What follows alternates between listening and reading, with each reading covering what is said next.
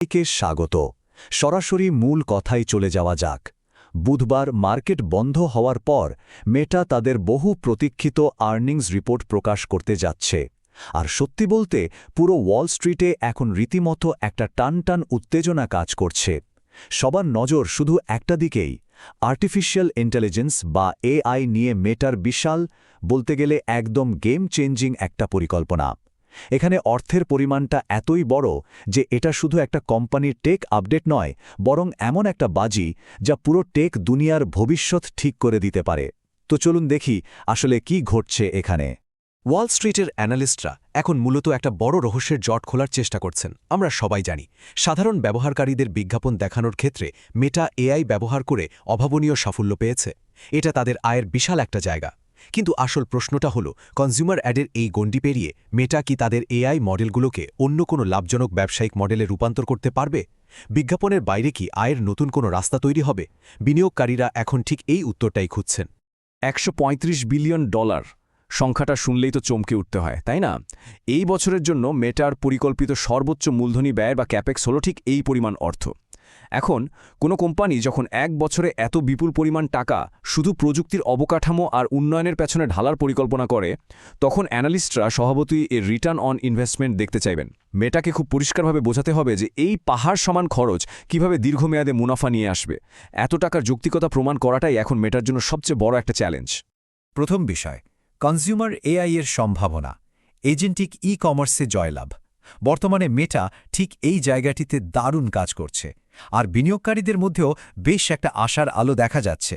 এই আশাবাদের কেন্দ্রে রয়েছে মেটার নতুন কিছু টুল। এর মধ্যে অন্যতম হল মিউজ স্পার্ক। এটি মেটা সুপার ইন্টেলিজেন্স ল্যাবসে তৈরি করা নতুন একটি রিজনিং মডেল।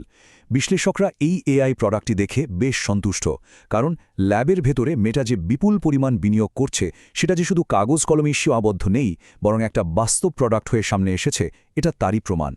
মিউজ স্পার্ক ঠিক কতটা কাজের তার একটা দারুণ উদাহরণ দেয়া যাক। রেমন্ড জেমসের অ্যানালিস্ট জশ বেক নিজে এই এআই চ্যাটবটটি টেস্ট করে দেখেছেন। তিনি চ্যাটবটটিকে বলেছিলেন, এই পোশাকের সাথে মানানসই অ্যাক্সেসরিজ খুঁজে দাও, আর ফলাফল ছিল রীতিমতো চমকে দেওয়ার মতো। জশ বেক জানাচ্ছেন, মিউজ পাওয়ার্ড এই মেটা এআই সাধারণ ব্যবহারকারীদের ইম্পালস শপিং বা তাৎক্ষণিক কেনাকাটার ইচ্ছা জাগিয়ে তুলতে দারুণভাবে সাহায্য করতে পারে। এটা সাধারণ ই কমার্স অভিজ্ঞতাকে একদম নতুন একটা লেভেলে নিয়ে যাওয়ার ক্ষমতা রাখে। এবার আসি দ্বিতীয় অংশে, এন্টারপ্রাইজ এআই নিয়ে সংশয়, অজানা এক গন্তব্য। কারণ কনজিউমারের কাছে সফল হওয়ার মানেই যে অন্য সব জায়গায় ম্যাজিকের মতো কাজ হবে, বিষয়টা তো এমন নয়। এখানেই বিশ্লেষকদের মধ্যে একটা স্পষ্ট বিভাজন দেখা যাচ্ছে। একদিকে জশ বেক বেশ আশাবাদী যে কনজিউমার ই কমার্সে মেটা একটা বড় মার্কেট শেয়ার দখল করে নেবে, কিন্তু অন্যদিকে মফেট নাথানসেনের অ্যানালিস্ট মাইকেল নাথানসেন বেশ বড় একটা প্রশ্ন তুলেছেন। তিনি এন্টারপ্রাইজ মার্কেটে মেটার সক্ষমতা নিয়ে বেশ সংশয়ে আছেন। কারণটা খুব সহজ, বড় বড় ব্যবসা প্রতিষ্ঠানগুলোকে ক্লায়েন্ট হিসেবে পাওয়ার যে বাজার, সেখানে মেটা কখনোই ছিল না। এই অজানা ময়দানে তারা কতটা টিকতে পারবে, সেটাই এখন বড় চিন্তার বিষয়। তৃতীয় অংশ, অস্বস্তিকর পর্যায় বা অকওয়ার্ড ফেজ পার করা, খরচ এবং প্রবৃদ্ধির ভারসাম্য। আশা আর সংশয়ের এই দোলাচলের মাঝেই তৈরি হয়েছে এক দারুণ আর্থিক টানাপোড়েন। এই অস্বস্তিকর পর্যায়ের বিষয়টা একটু ভেঙে বলা যাক। অ্যানালিস্ট জশ বেকার মতে, যখন কোনো কোম্পানি এআইয়ের মতো নতুন প্রযুক্তিতে এক নাগারে বিশাল অঙ্কের টাকা ঢালতে থাকে, তখন ব্যালেন্স শিটে তার একটা ধাক্কা লাগেই। বিশাল খরচের কারণে রাজস্বের প্রবৃদ্ধি সাময়িকভাবে কিছুটা ধীর মনে হতে পারে। এই যে এত টাকা বিনিয়োগ হচ্ছে, তার পুরো সুফল আসতে তো একটু সময় লাগবে, তাই না? আর এই মাঝখানের সময়টাই হলো সেই অস্বস্তিকর পর্যায় যা বিনিয়োগকারীদের ধৈর্যের চূড়ান্ত পরীক্ষা নেয়। চতুর্থ অংশ, আর্টিফিশিয়াল ইন্টেলিজেন্সের বাইরের বাধাসমূহ, বৃহত্তর চিত্র। শুধু এআই নিয়ে মেতে থাকলেই তো হবে না। আসন্ন আর্নিংস রিপোর্টের আগে মেটার সামগ্রিক অবস্থার দিকেও একটু নজর দেয়া দরকার। স্টক মার্কেটের দিকে তাকালে কিন্তু মেটার জন্য দারুণ একটা ছবি দেখা যায়। 2026 সালের এপ্রিল মাসে মেটার শেয়ার বেড়েছে 16%। এই বৃদ্ধি শুধু যে S&P 500-এর 9.4% প্রবৃদ্ধিকে পেছনে ফেলেছে তা নয়, বরং বিখ্যাত রাউন্ড হিল ম্যাগনিফিসেন্ট 7 ETF-এর 15.1% প্রবৃদ্ধির চেয়েও এগিয়ে আছে।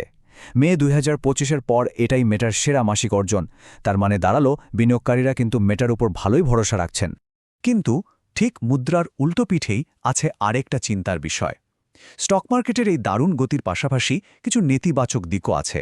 বার্নস্টিনের অ্যানালিস্ট মার্ক শুমুলিকের তথ্য অনুযায়ী 2026 সালের প্রথম প্রান্তিকে যুক্তরাষ্ট্রে ফেসবুকের ডাউনলোড আগের বছরের তুলনায় 8% এবং ইনস্টাগ্রামের ডাউনলোড 6% কমে গেছে। আর এর সাথে যোগ হয়েছে সোশ্যাল মিডিয়ায় তরুণদের প্রবেশাধিকার নিয়ে বেশ কিছু আইনি লড়াই বা মামলা। শেয়ারের দাম বাড়ছে, অথচ মূল অ্যাপের ডাউনলোড কমছে। এই বৈপরীত্যটা আসলেই বেশ ভাবনার বিষয়।